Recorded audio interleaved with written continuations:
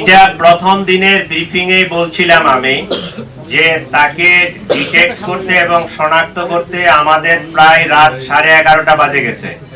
11:30টার পরে আমরা তার পাসপোর্ট পাইছি, তার এনআইডি পাইছি।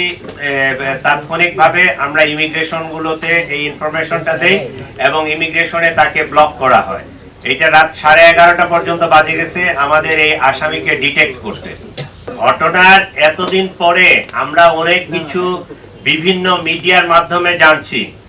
আজকের এই দিনে এই মুহূর্তে এই স্টেজে বসে কনক্লুশন টানা যতটা ইজি, যখন একটা ঘটনা ঘটে যায় তাৎক্ষণিকভাবে এই ঘটনাকে উদ্ঘাটন করা, ডিটেক্ট করা এবং করা এত ইজি ছিল না।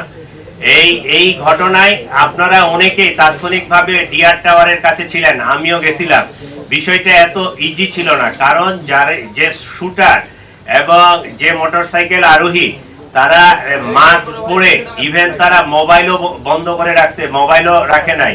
তারা যে মোটরসাইকেলটা ইউজ করছে, মোটরসাইকেলের নাম্বার প্লেট চেঞ্জ করা, অনেকগুলো বিষয় টোটাল সিসিটিভি ফুটেজ চেক করে গ্রাজুয়ালি আমাদেরকে আগাইতে হয়। একটা ঘটনা ঘটলে আমাকে ওই পিছনে লাস্ট ইন থেকে শুরু করে আমাকে সামনের দিকে আগাইতে হয়। জিনিসটা এখন যত সহজে বলা যাচ্ছে, এইটা এই 12 তারিখ 2:20 বা 24-এর দিকে যখন ইনসিডেন্টটা হয় তখন কিন্তু বিষয়টা এত সহজ ছিল না। বাট আল্লাহর কাছে শুকরিয়া যে এইরকম একটা ক্লুলেস জিনিস আমরা পুরা ঘটনাটা ডিটেক্ট করতে সক্ষম হয়েছি।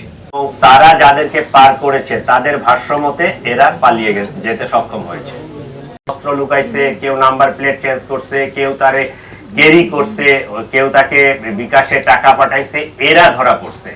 তো মূল আসামিটাকে পাইলে বিহাইন্ড দ্য সিন তারা কারা কাজ করছে এইটা আরো স্পষ্ট হওয়া যেত। আমাদের কাছে কিছু তথ্য আছে, আমরা এটা তদন্তের স্বার্থে আসলে তাদের নামগুলো বলবো না।